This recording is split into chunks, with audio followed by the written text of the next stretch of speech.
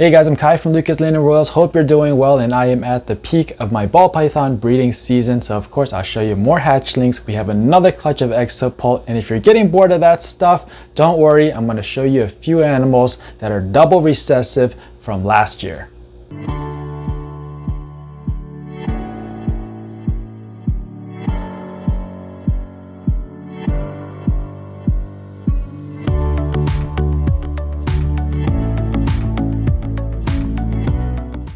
Hey guys, so like I said, I want to bring you an update on the most recent pied clutch, and this was sired by two different dads. So there's a variety of different hatchlings, different combinations, pieds and het pieds. So we'll take a look at that in just a moment. And I got another clutch that just hit the ground. This came from an albino female that was paired to a candino male. Same pairing that I did last year, but stupid me didn't hold back any of the female, so I pretty much had to start over. So that was a lesson learned. I now know that no matter how much someone persuades me, I should really hold back some animals for future projects. Also, Ryan and Ben from R&B Reptiles are asking to see Dreamsicles from those of you who have Dreamsicles. Check out their latest video. I'll leave a card up here in the corner. Also, their information will be down in the description.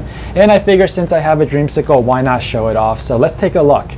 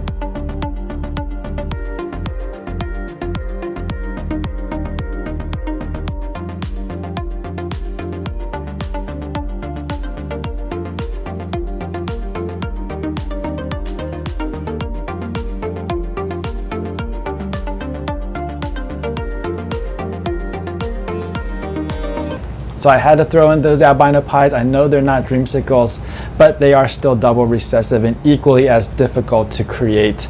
And I think it took me like 3 or 4 breedings over 2 breeding seasons. So that actually totaled about 4 years just to make those 3 animals. And I finally made them last season. Also, that Dreamsicle took me about 2.5 years to make because I was just waiting for the parents got them as hatchlings. I just had to wait till they grow up in order to produce in. So hopefully the one that you just saw can now be the sire to the next clutch that hopefully I'll get next season. There's just one last thing that I want to show you before we get to the egg pulling, because it's something that doesn't happen quite often.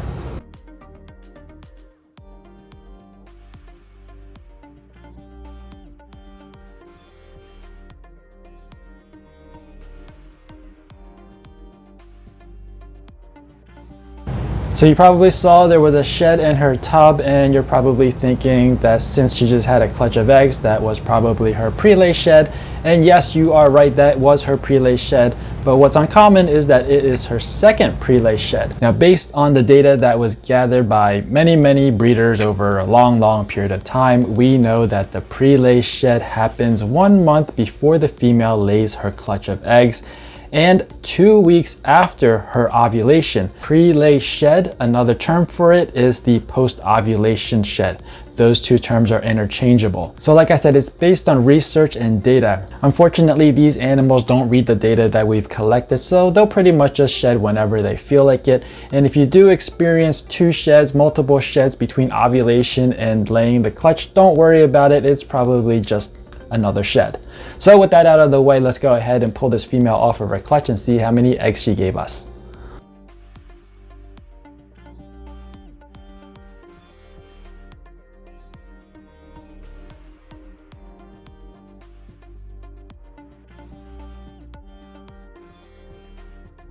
So there she is. I'm gonna go ahead and get these things out of the way.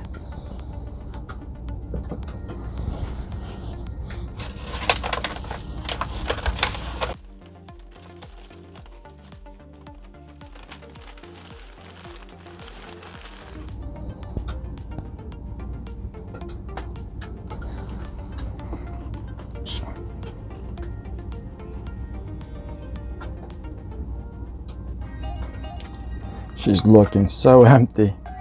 Don't think there's any eggs in there. I'm gonna put her in that tub of bath water and then I'll check her later. So it looks like we did get some slugs, just a couple, not too bad. Now she has always given me about 6 eggs. I think last season she gave me 5, but this time she has 6 eggs and 2 slugs. So that means that she is producing more follicles. Unfortunately, those just didn't get fertilized for whatever reason.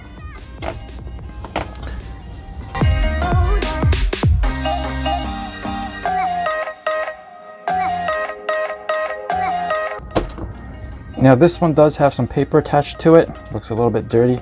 Try to brush it off a little bit, remove the paper. Because obviously paper can wick up water and then that water can then transfer onto the egg and possibly drown the egg. So I'd like to try to remove as much debris or anything off of the egg as much as possible, just to give the eggs a bit of the best chance. You got a little bit of a boob egg here, but still a good size egg. I mean, if you look at it like this, it doesn't even look like a boob egg. So now I can turn off the lights, and I'm just going to use a flashlight to shine to the egg and see all the veins.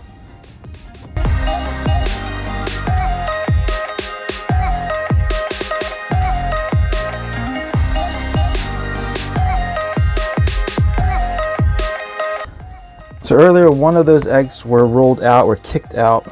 Don't know why, maybe she just didn't feel like wrapping around it. And I think it's this one because this one is cooler than the rest. So I'm gonna go ahead and make that a little bit different looking, just so I know for myself. And I'm running a little bit low on straws, so we'll try to get this in a way so I can use the least amount of straws possible to get them pinned in.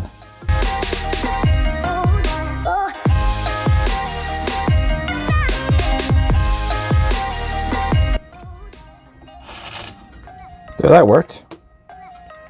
Now they're not going anywhere. Pop on the lid, put it in an incubator, and that's it. So that clutch of eggs just went into the incubator, and even though I had cut a couple clutches of eggs in previous videos, the incubator is now full again, which is great because I am utilizing it at 100%. Now let's take a look at the most recent pied clutch. There are 9 hatchlings, and this clutch was sired by 2 different het pied dads. So this right here is the best one out of the entire clutch. This is a super normal, also a super classic. No, I'm just kidding. This is the only normal out of the entire clutch, or also called a classic. I actually just finished putting all of them away into their own individual tubs, but I forgot to do the video, so I'm kind of going back and just showing you each of these individually in no particular order. I also did sex them, but I forgot what they are. I'll try to do it from memory a little bit, but this guy seems to be cooperating. That's a boy. So this is a boy. The rest of them, maybe I'll just try to do from memory if I can't get them into the position to pop them. But you can see it's got very nice pattern, some oranges up the sides, pied markers. You see those pied markers. This is 100% het for pie because the mom is a pied. So that is the first one, and it's a boy. And next up we have another het pied, but this one is a Mojave Blackhead, and I know that because those are the only 2 codoms at play with this pairing. So the dad is a Mojave Blackhead, the mom is a straight up pied. Sorry, the dad is a Mojave Blackhead het pied, and the mom is a straight up pied. And I'll show you the dad. Here he is, always in shed whenever I want to show him off. You can see the pink belly. So he's a little bit more deeper, richer in color usually. So maybe after shed he'll get a little bit deeper in color, but you can see this is the color they used to look like when I first got him. When I first got him, this is the color he used to look like. But of course, as they age, they lose a little bit of that darkness. But what I wanted to show you, it wasn't the color, it was the dorsal stripe. You can see that the dad has a dorsal stripe, but it gets broken all along here. Whereas this one, I believe this to be a boy, has a much more solid dorsal stripe. I see one break there, and that's it. So really digging how this looks, and that's kind of what we want to do as we breed. We just want to hang on to those characteristics or the way they appear and try to continue on passing that appearance down to future offspring. So if this is a boy or a girl, I'll probably hold on to this one and try to pass on this dorsal stripe and try to make offsprings that have similar dorsal stripe or even a better, more solid one without any breaks at all. So let me go ahead and put the dad away, and then I'll see if I can pop this one. I think this one is a boy, not 100% sure. This one is not cooperating, so maybe I'll try one more time. If not, I will have to do it off camera.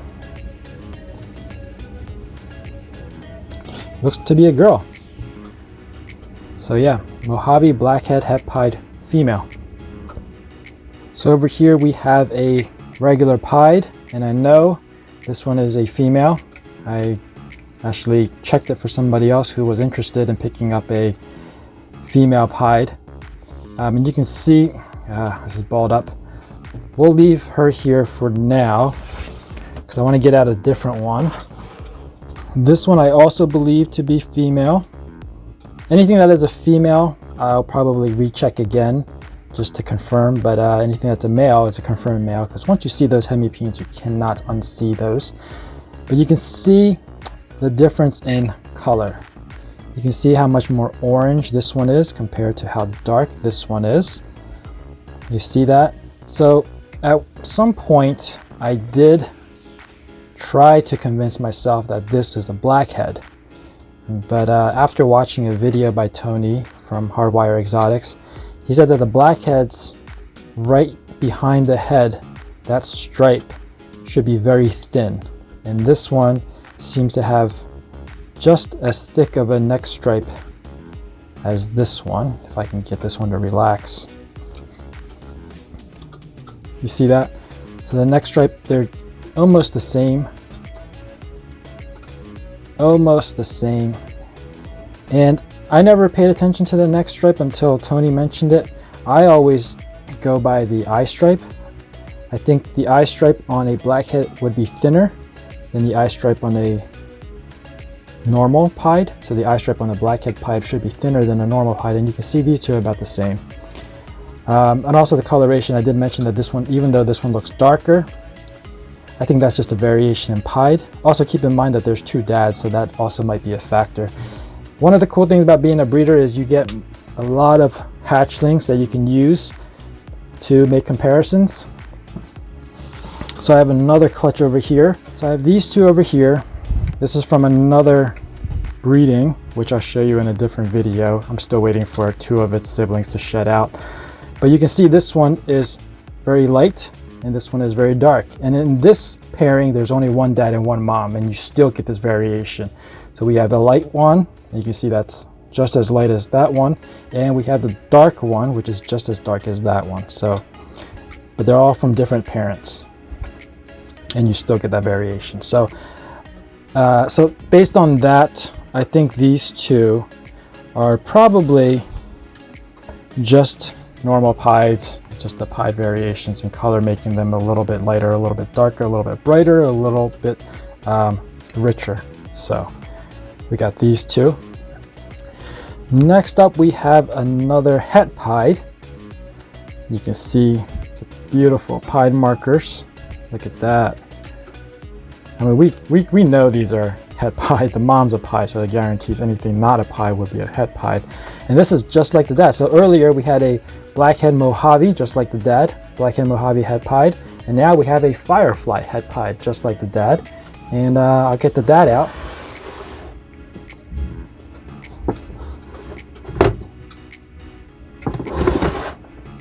So here's the dad, very bright. He's got these whites that travel up the sides. So there's his belly, and you can see the whites, or kind of just bleeds into the flame. It just goes up the side, fairly high up the side, which is really cool. And he's very bright. And then we have this one, which is almost just like the dad. You can see, if I can get him to unroll, you can see he's got the whites that go up the sides as well, fairly high up here as well, almost reaching all the way up. So just like the dad. And we can sex this one, at least try to.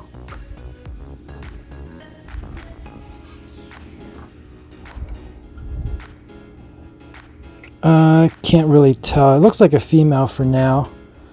So that's a firefly het pied. So next up we have a Mojave pied. Pretty sure this has Mojave in it. You can just tell by the way the pattern is and the color. It's pretty cool if you look at where the head and the neck meets. The camera's not focusing, but I think you can see where the head and the neck meet. There's like a black line right here. It almost looks as if the head doesn't belong to this body. But yeah, this is the very typical color and pattern of a Mojave pied. Mojave pied. And I'll get out another one. This one over here is another Mojave pied, but you can see it's a little bit darker. I don't know if you can tell. And the pattern's a little bit different. So on the one on my right that's squirming around, you can barely make out the saddle.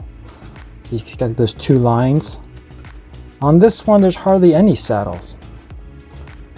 Hardly any saddles. I know the Mojave also thins the eye bands. You can see how thin that is. And this one as well. Very thin eye bands. But what sets them apart is their color and the lack of saddle. So we got a little bit of saddle here, and this one hardly has any. You can see a little bit of one coming through right there. So I'm kind of leaning towards a darker one, having blackhead. Also, some other people that I talked to also mentioned that this one might have blackhead in it as well. So blackhead is a codom, just in case YouTube doesn't know that. It's a name of a morph for ball pythons. But yeah, you can see this one is a little bit darker, this one is a little bit brighter. So might be holding this one back regardless if it's a male or female, just to see what happens with this one. And next up we have this gorgeous animal. I believe this to be a boy, not 100% certain, but I think this is a boy. This one has a cool little emoji. You can see right there, got the eyes and a smirk. This is a fire pied. Just check out how orange this is, and that color is just going to get better and better and brighter and brighter. Unlike some of the other codoms with pies, they'll kind of brown out over time as the animal gets older. But fire, you guys know, will get brighter and cleaner as it gets older. So this is a great animal if you like the pied and you want to maintain that bright color where the pattern is. So beautiful animal. Let me try to sex this one. Stay still. This looks like a boy, so I think I was right. Gorgeous animal. And you can see the pattern part is a little bit on the low side, so it's high white, low pattern, and fire kind of does that. But I do have another fire pied female that's more 50-50, which is what I like.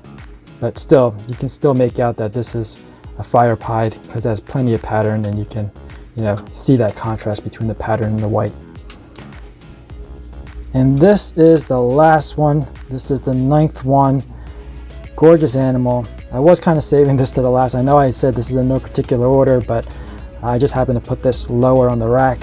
This is a firefly pied. Almost looks like a super pastel pied, but there's only one dose of pastel in the entire pairing. You guys saw the firefly het pied male, and the mom was a straight up pied, so there's no way this could be a super pastel pied.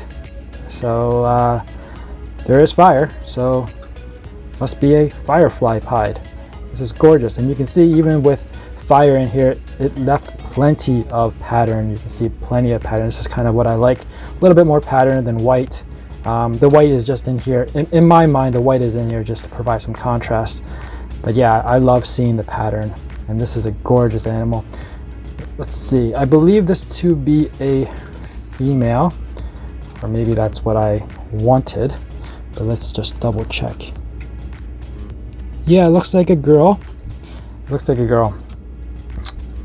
And you guys know I always double check. Anything that looks like a girl, I would double check again. If I saw hemipenes, then I don't have to check. It's definitely a male. But if I don't see anything, I would double check. Gorgeous. Staying here, never leaving.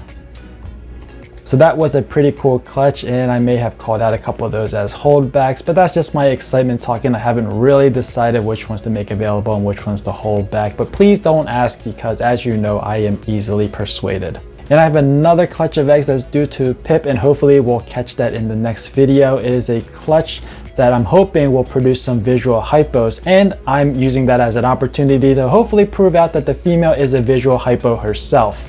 So that about wraps it up for this video. If you liked it, please give me a thumbs up. If you're new to this channel and you want to be informed of future uploads, make sure you're subscribed and hit that notification bell. As always, thanks for watching, please share, and I'll see you guys next time.